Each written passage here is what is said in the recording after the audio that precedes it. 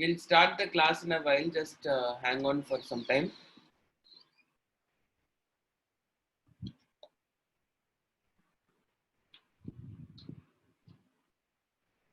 Hey, I have told you that the timetable is stabilized, and then like you're going to have all the days. It's going to be the same timetable. Okay. Whatever timetable was yesterday, or day before yesterday, the same timetable only.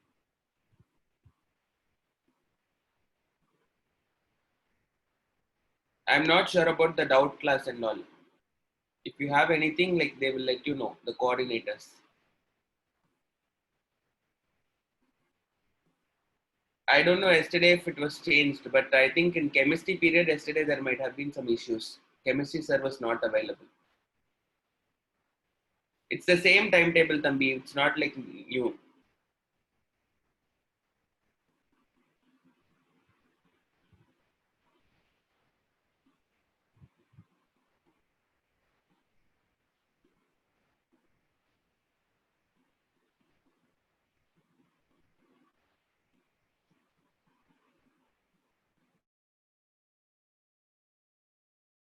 Giving any update.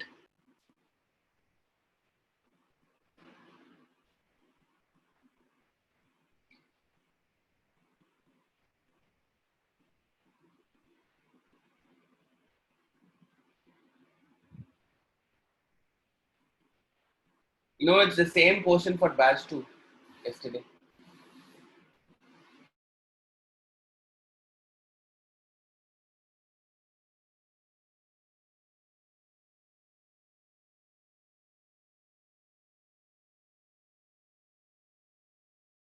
Weekend tester. As in like for neating, okay, I have completed the thing. Next week you might have biological classification, full chapter test.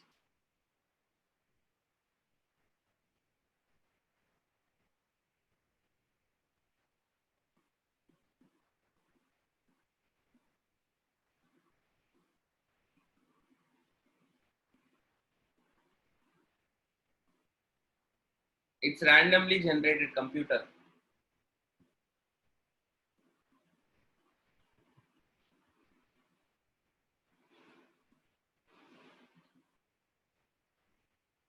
Okay, so let's continue with the mitochondria.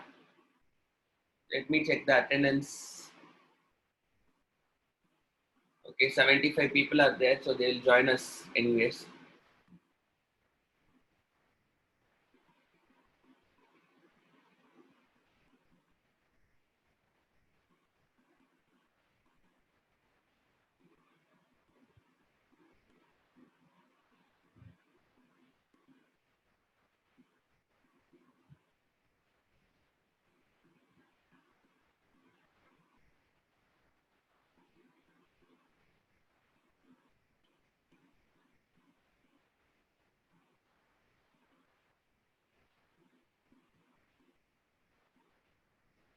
Okay, so now let us move on to mitochondria.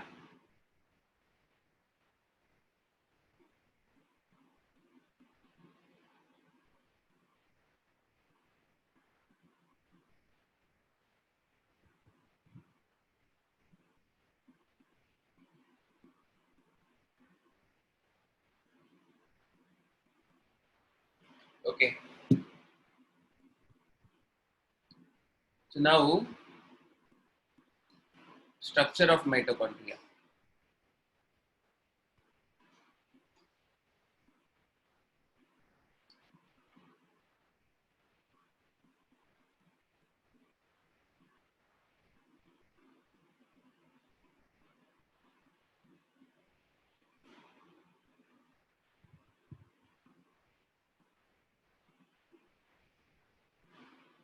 Okay, so if you are seeing mitochondria, mitochondria will be a two membrane layer.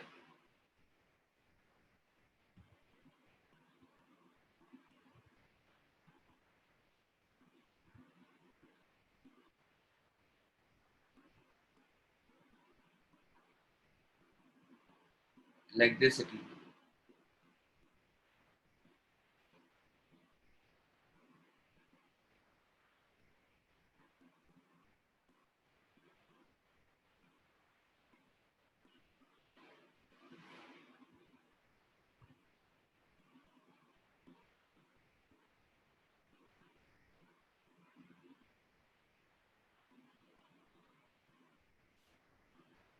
Okay.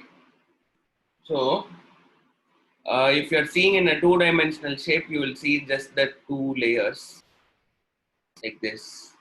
This is a top view.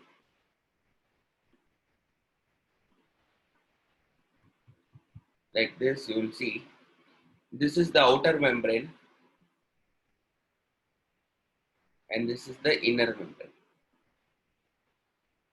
And in between, whatever you we call it as a matrix. Okay. And all these finger-like foldings that you're seeing here, we call them as crista.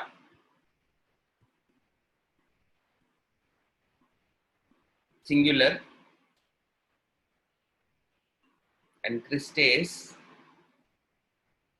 plural.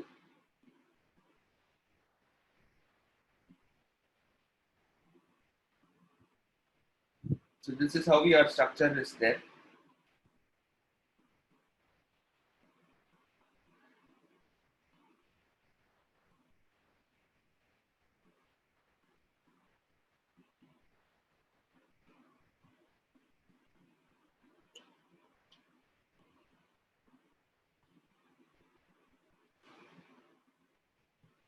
Okay, if you want a better picture,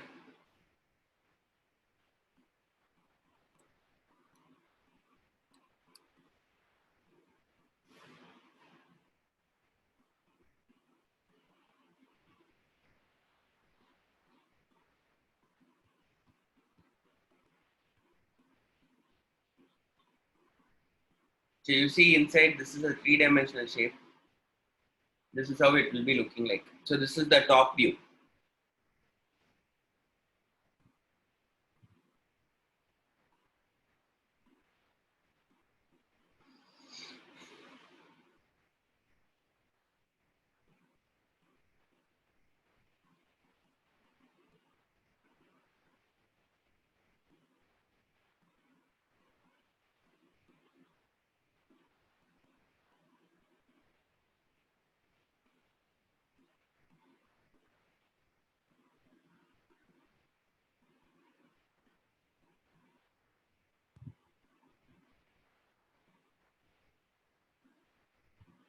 Are you guys done?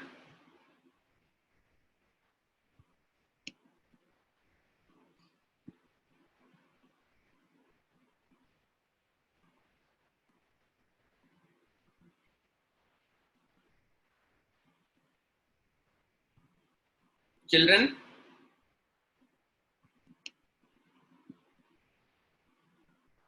can we proceed?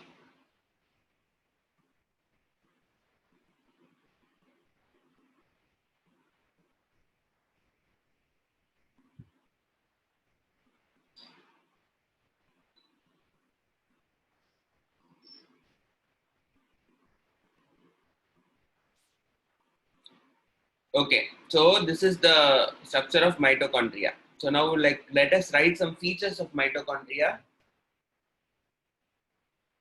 The size is approximately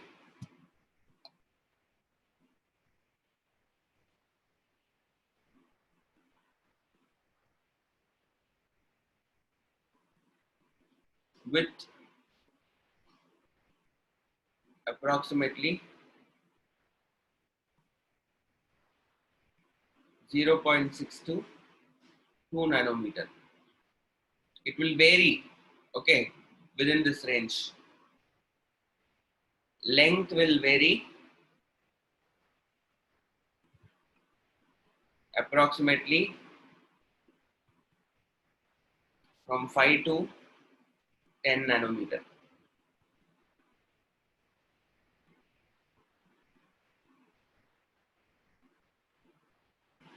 So this is the size.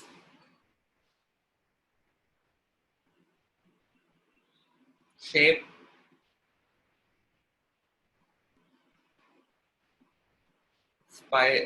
rod shaped or spherical or cup shaped.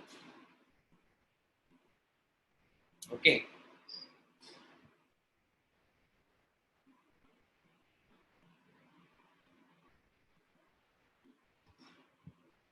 structure. It's a double membrane.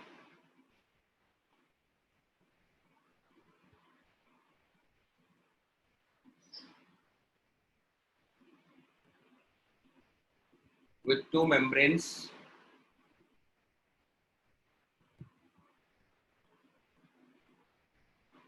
separated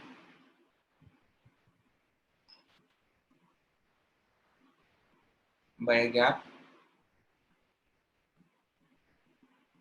by an intermediate space.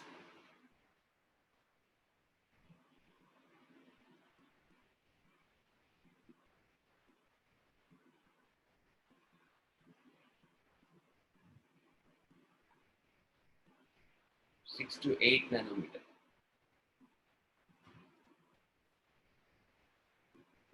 Okay. So which means you have the outer membrane, you have the inner membrane. In between them, the gap is what? 6 to 8 nanometer. So this is the outer membrane and this is the inner membrane. It has two membranes, double membrane with two membranes separated by intermediate space of, intermediate space means this is the intermediate space.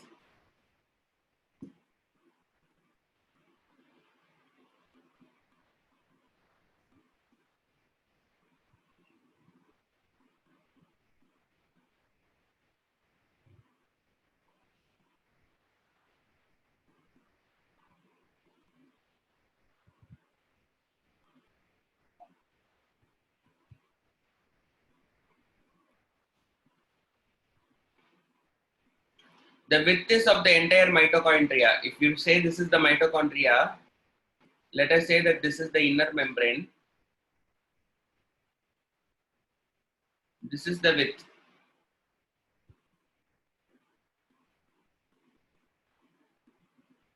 Okay, and this is the length.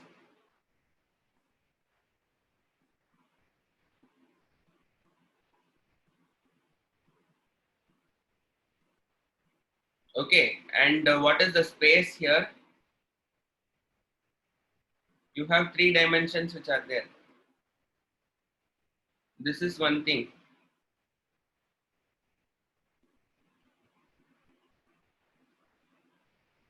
This is second thing. And this is the third. You consider it as a three-dimensional structure.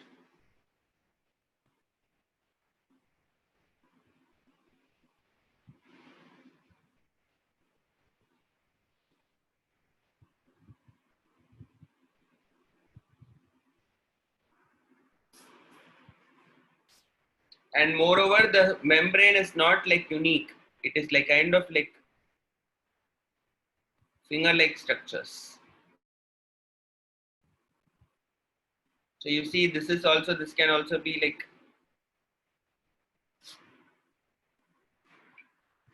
6 to 8 nanometers.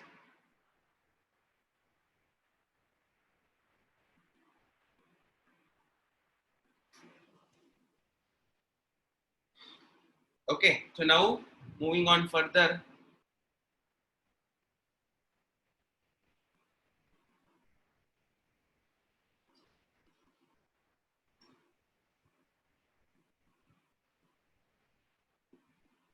some notes kind of thing. Both the membranes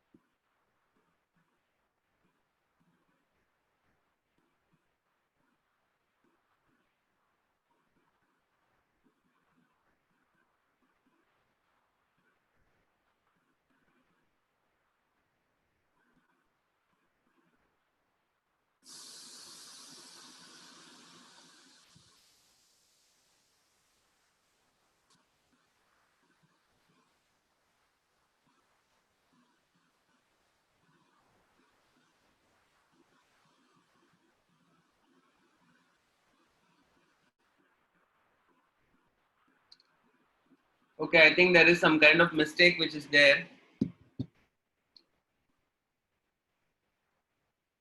Okay, so for mitochondria, I think we have given some mistake. So there is some factual error. The length is around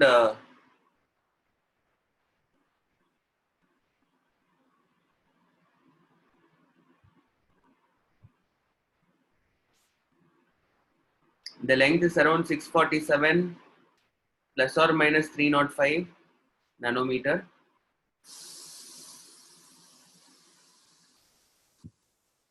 and the width is around, diameter is around 291 nanometer.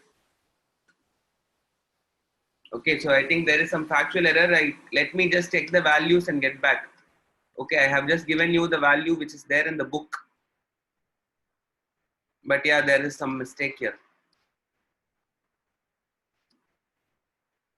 Okay, so keep these values in pending. The values are not appearing to be like properly matching out. Okay, so let these values be there. Like, let me change them later. I need to read a bit and then like I have to tell you.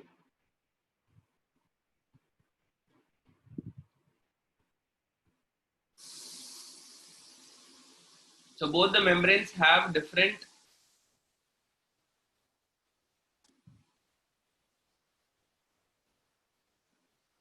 lipids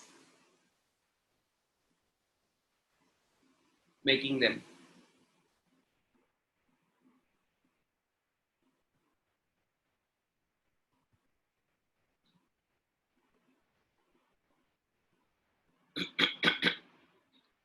So outer membrane,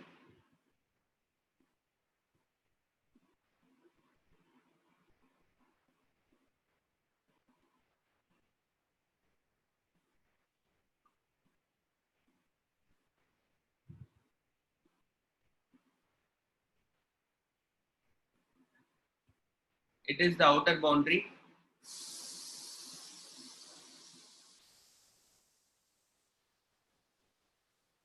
contacts the cytoplasm.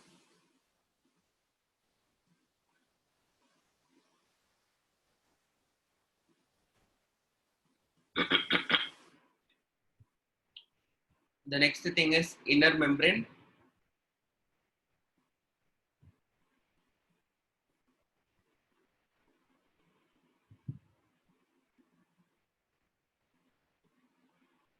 It has finger-like projections.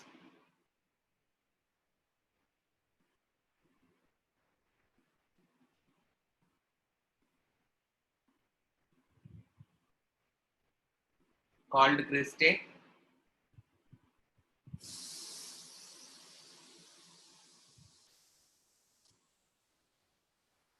The cristae increases the surface area.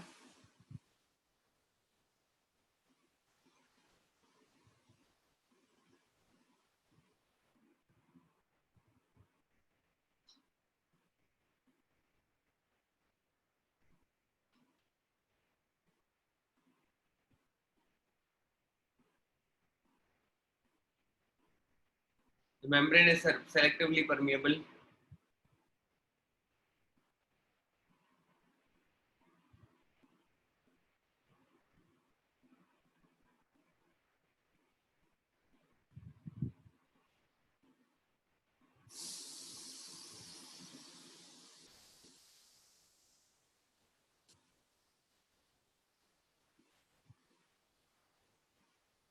It is studded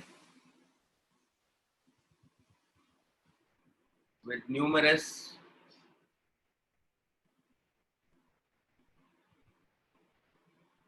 elementary particles.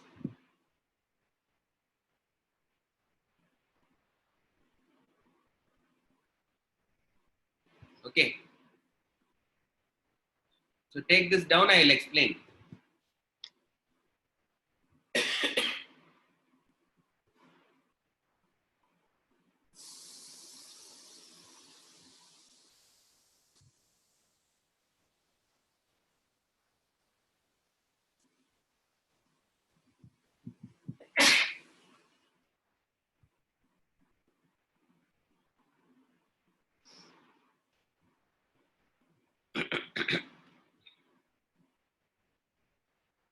Are you guys done?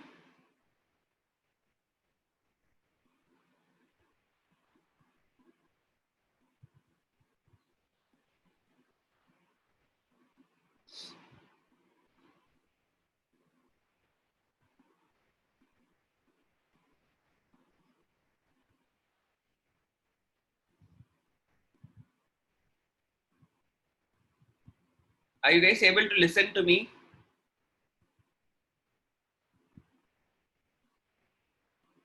Okay.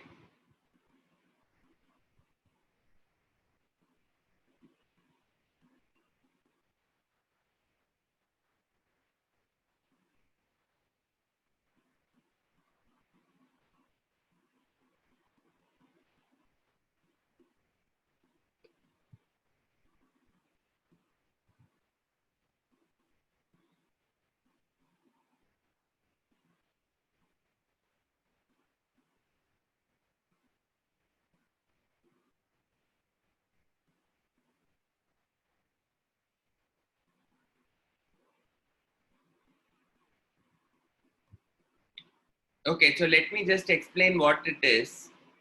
Okay, so you need to know about mitochondria. Okay, let us go for this diagram itself. In mitochondria, you are having two layers. The outer layer and the inner layer. The inner layer will be like this.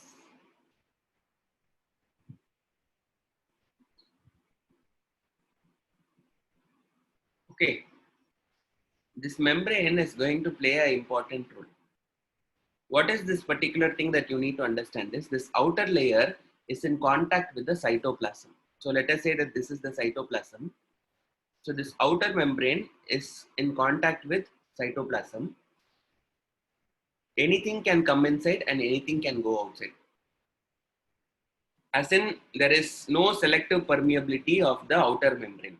The outer membrane can be completely permeable. It is completely permeable means what? It will not allow selectively substances, but it can allow any substances inside and any substance outside. So that is what I mean here. So it is like kind of like the outer boundary, it contacts with the cytoplasm, and you can add one more point that it is completely permeable.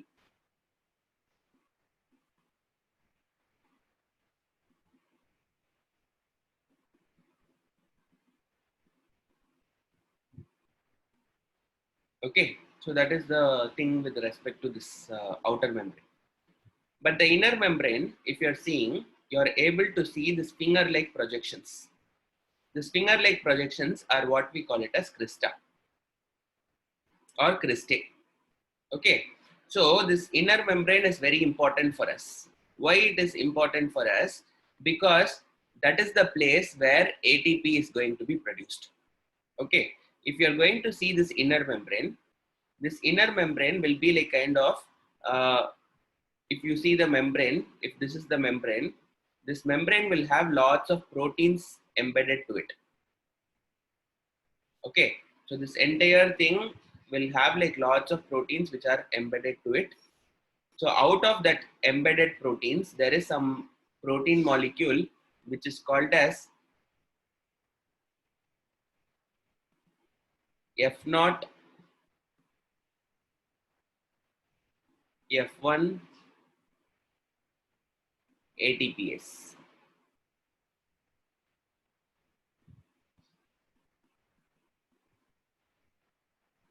This is an enzyme or a protein which is embedded in that inner membrane. So you have this inner membrane which is there. So this is embedded along with that inner membrane. So this is there. And then you have like lots of other proteins which are present here. You will study what are the proteins which are present here in photosynthesis chapter. Okay, not in photosynthesis. In respiration chapter you will study. So this will have lots of these things. So these are called as the elementary particles. So this is what is the last line here. It is studded with numerous elementary particles. Which is studded with numerous elementary particles? The entire mitochondrial inner membrane. So if you're going to see, this is the mitochondria outer membrane. And if this is going to be the inner membrane, you will see lots of these structures are studded here. So throughout this thing, you will be having these things. Some of these particles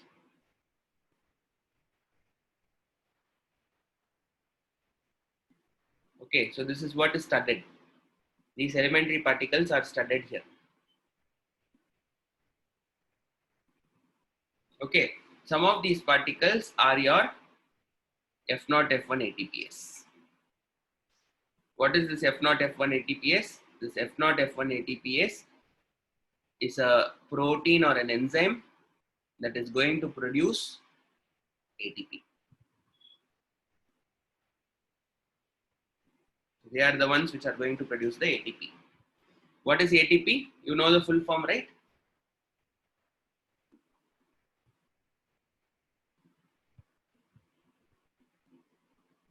What is the full form of ATP?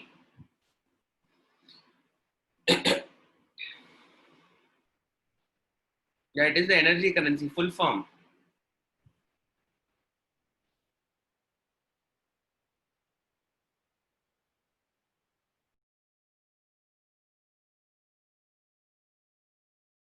Which is called as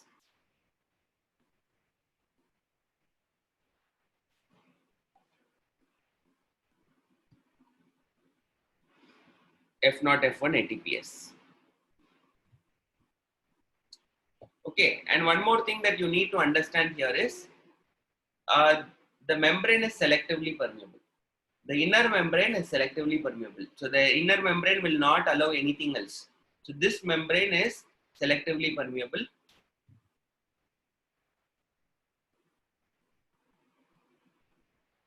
And this membrane is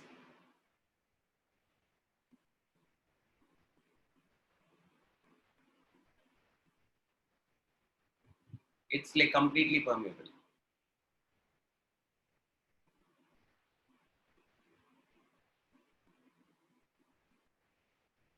Okay, so that is going to be the case.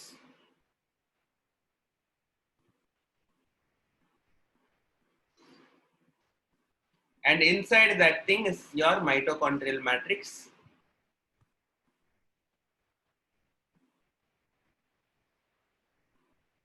This will contain the enzymes that are required for what?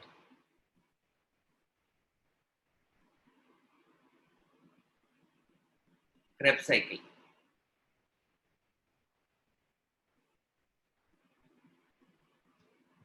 Okay, how is energy produced? I'll just give you a short synopsis. So whenever energy is produced, let us say that this is the cell, and let us say this is the mitochondria, and let us say this is the cristae. Your glucose is there, the glucose will be converted into pyruvate.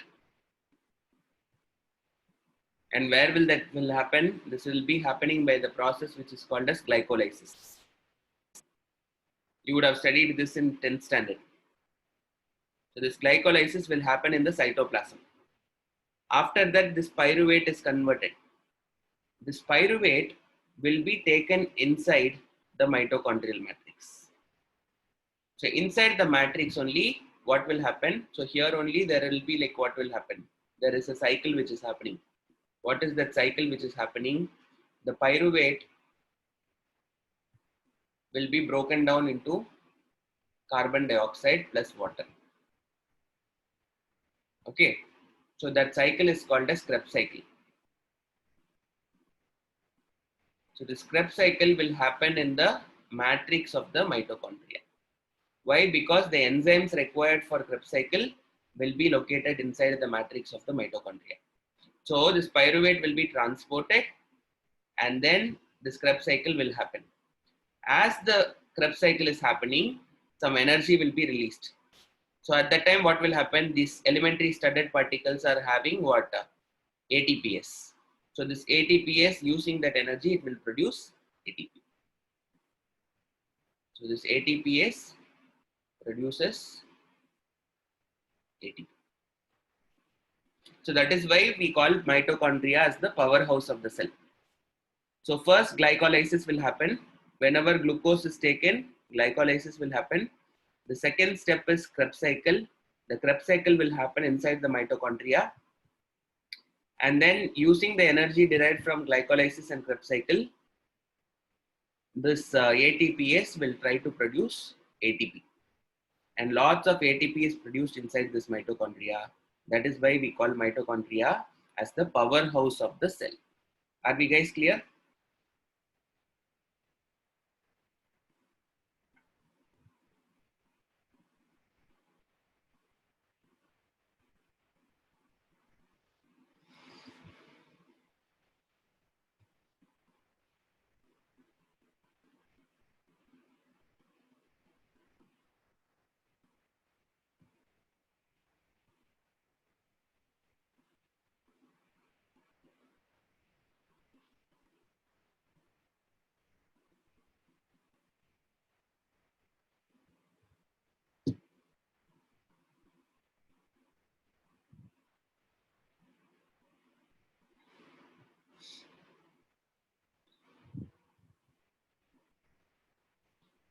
I'll just repeat it once.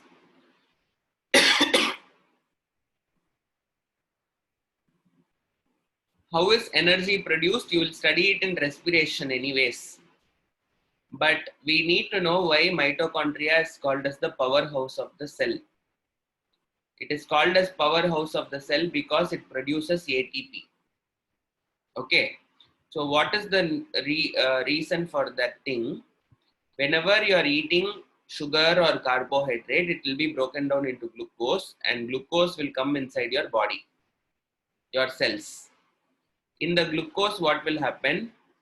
Glucose will be broken down into a substance which is called as pyruvate. This happens because of a process which is called as glycolysis. The word glycolysis means sugar is broken down. That is what is the meaning of it. You have glucose, glucose is a sugar.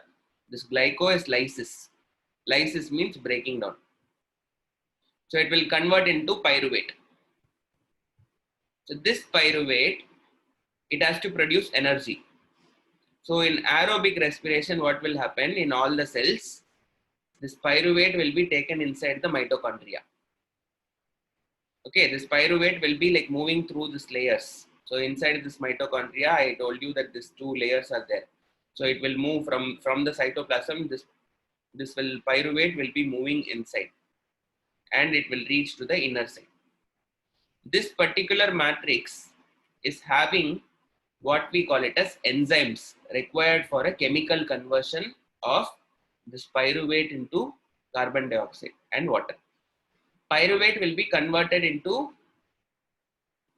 carbon dioxide and water by means of a chemical reaction which is called as Krebs cycle. Okay, this is not an easy process. This will be having some 10 stages. the 10 stages will happen and pyruvate will be finally converted into carbon dioxide and water. So when this pyruvate is converted into carbon dioxide and water, it will release energy.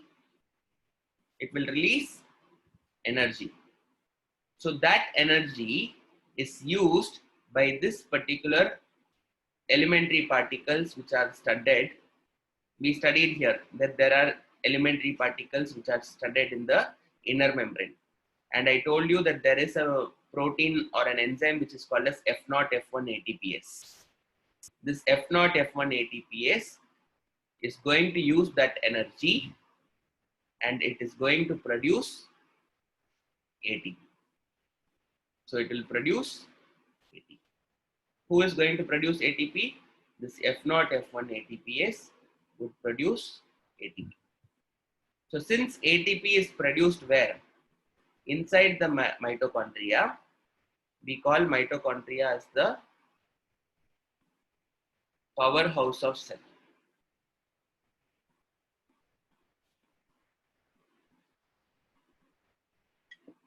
Okay. Your body will have ATP, adenosine triphosphate. When this is broken down, it will become adenosine diphosphate.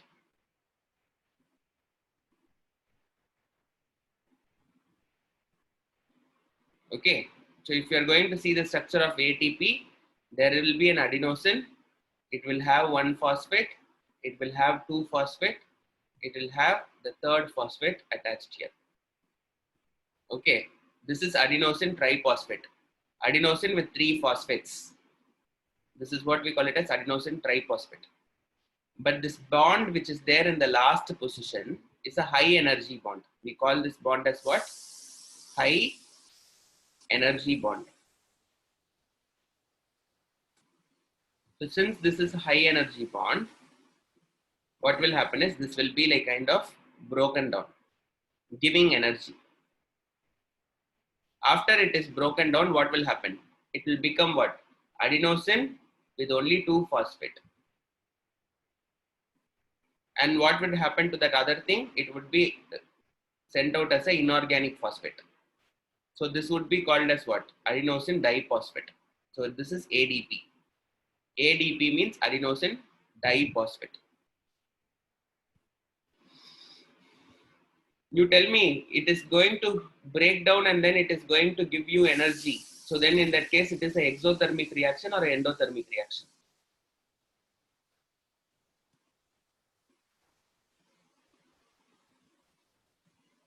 It has to be exothermic reaction. Okay, so this is what is the case. So first slide, someone is asking for second slide.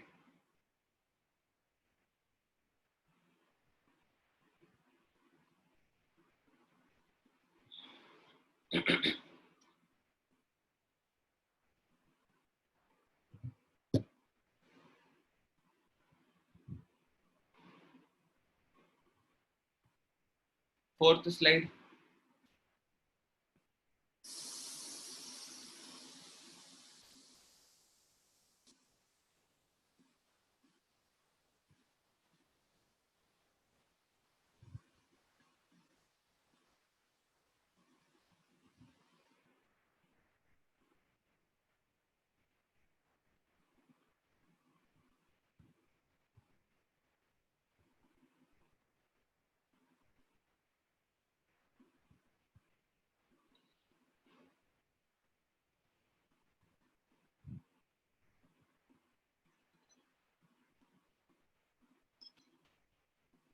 There is a doubt clarification section which is already happening. Okay. But I have not included biology for it. Only maths, physics, chemistry will have doubt clarification section.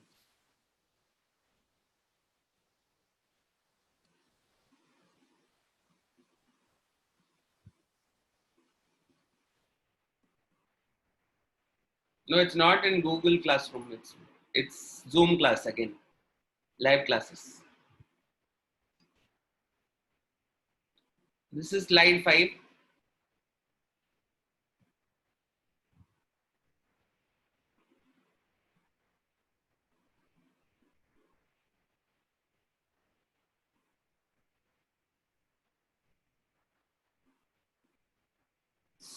Okay, we have to complete mitochondria. We have like lots of things. I just have 20 minutes, 15 minutes more.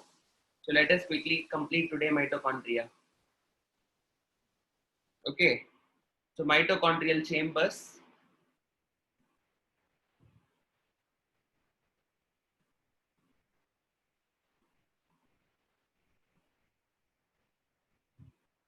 The outer chamber,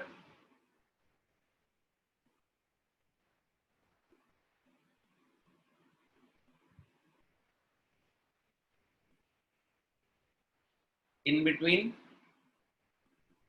the two membranes.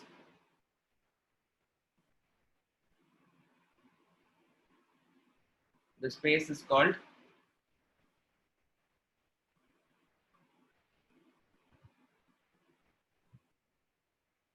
outer chamber.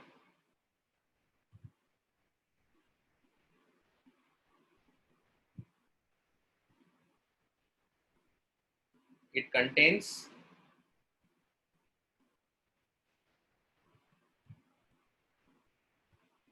enzymes, adenylate kinase, and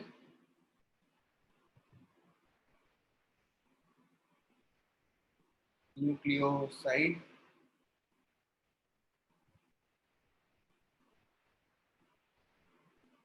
diphosphokinase.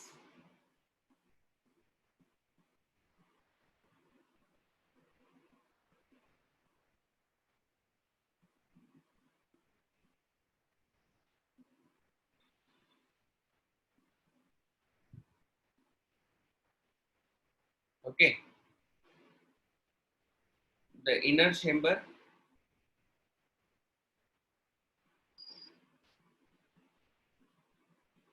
found inside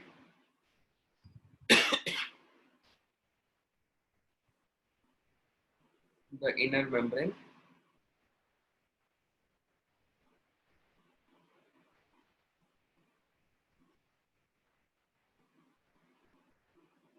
contains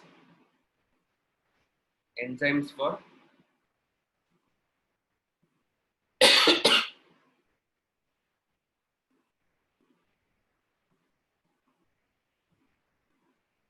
Krebs cycle, DNA, ribosomes. So which means you need to understand that mitochondria has its own DNA and ribosomes.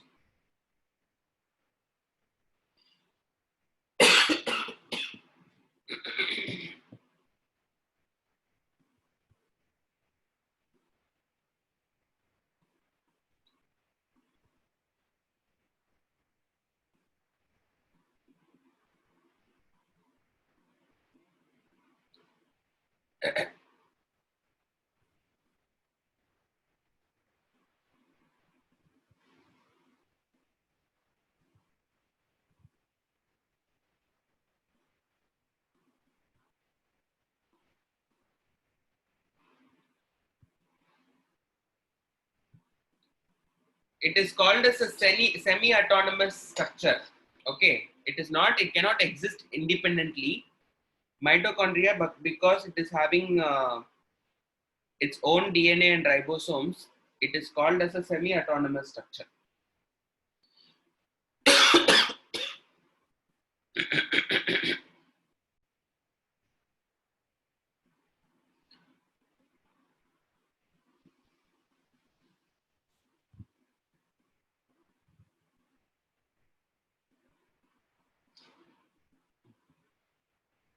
Okay, so we'll move on.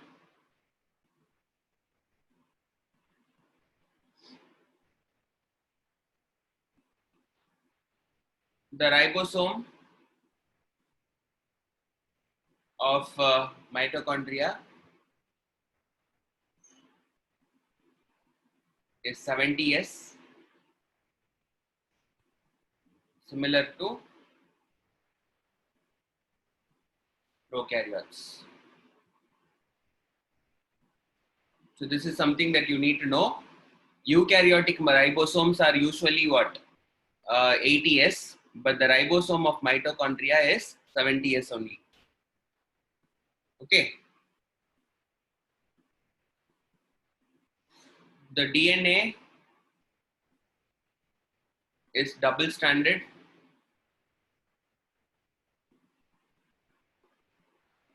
circular, and is capable of replication on its own.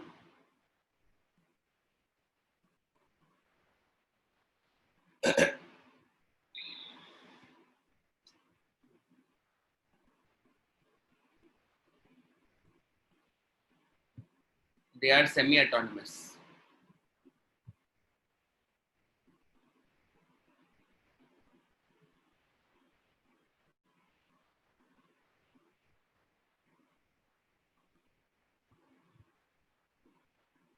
Okay. The mitochondrial DNA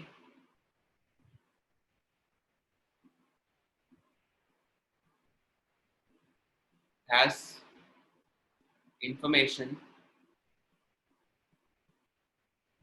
to produce approximately 30 proteins.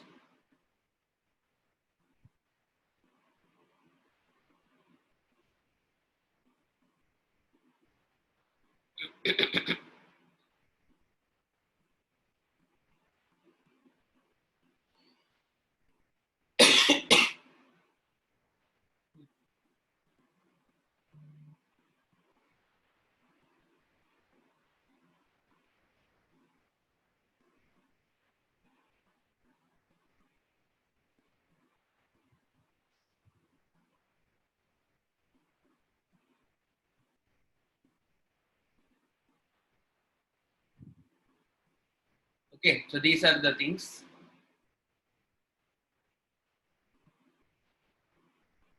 Some additional points, and the last part will be, someone wants this slide, quickly take it down.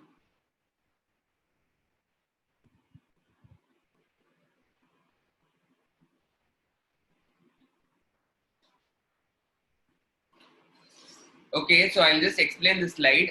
So you understand this point, right? The ribosome of mitochondria is 70S, which means it is very similar to prokaryotes. Eukaryotic ribosomes are usually 80S. Okay, so outside the cell, whatever ribosome is going to be there, that will be 80S. But inside the mitochondria, whatever it is going to be there, that is going to be 70S. So which means mitochondria has a primitive ribosome. Okay, inside the mitochondria, DNA is going to be there. So how will that DNA will be? The DNA will be double stranded and it is circular.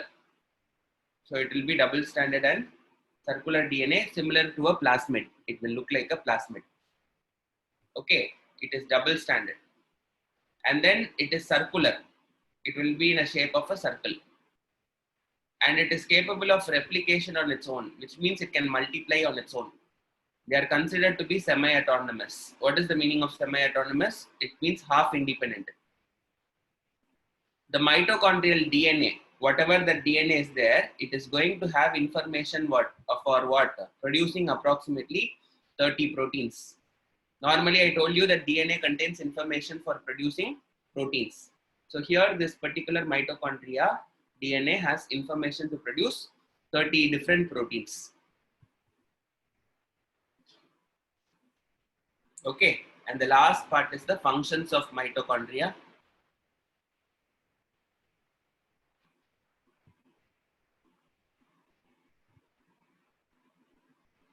Principal site of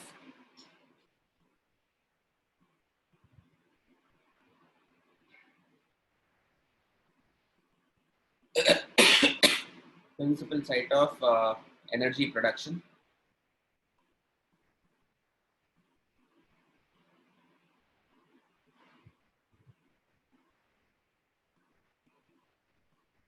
They help in yolk formation,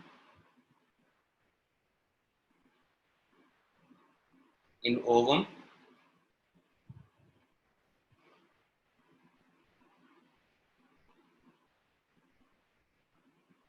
forms the middle piece of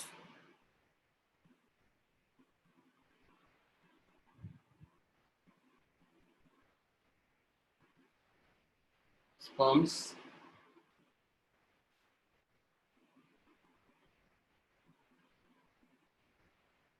It helps in elongation of fatty acids.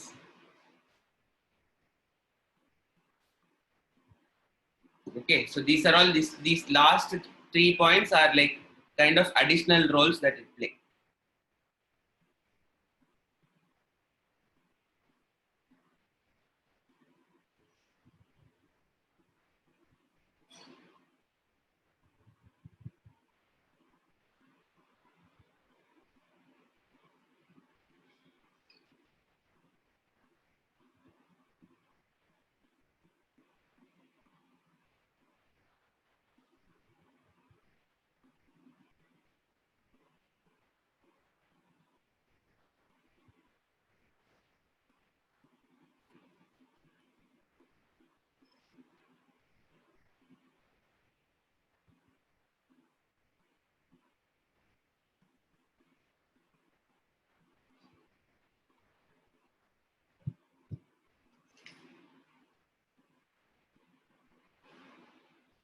Okay, now let me ask you a question.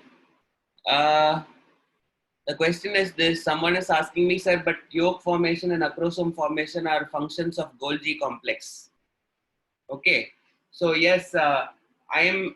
Can you call that Shivraj is helping you in your subjects?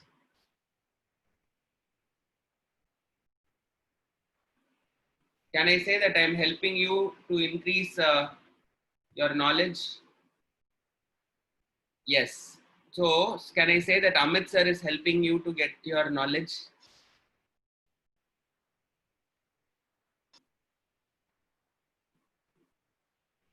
So two people can do the same work. So similarly here also Golgi body can also help in yolk formation. Mitochondria can also help in yolk formation. It doesn't matter. There is no exclusivity about helping. Or like in one particular process, multiple organelles can be involved.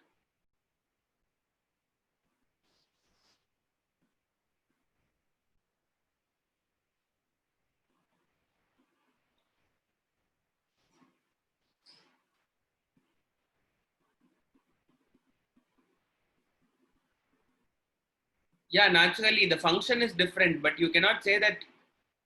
Okay, don't think that yolk formation means it is only this restricted only to Golgi body, or don't think that yolk formation is restricted only to mitochondria.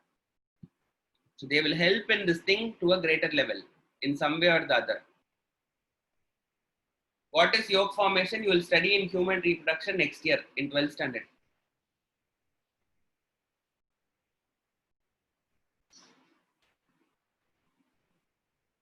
Okay, so with this thing we are completing today's class. Mitochondria is over. Tomorrow we'll start with plastids.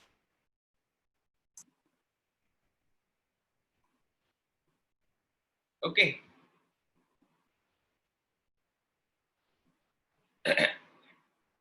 These are all functions of mitochondria. Okay. So this is all like special roles played by mitochondria. There can be other organelles which can be involved in the same process. That's all I'm trying to tell. So first slide.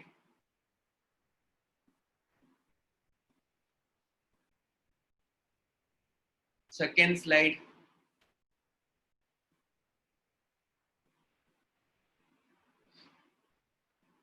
Third slide.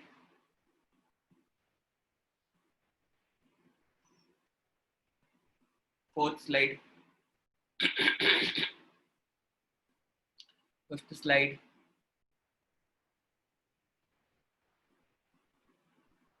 Sixth slide.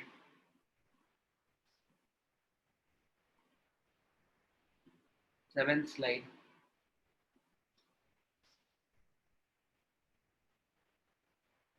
And eighth slide. Third alone.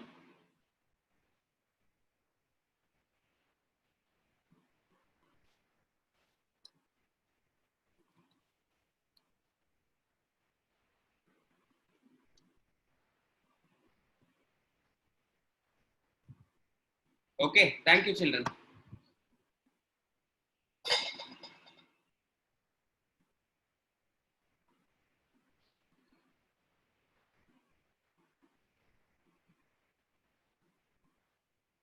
Sir, class முடிஞ்சிருச்சு.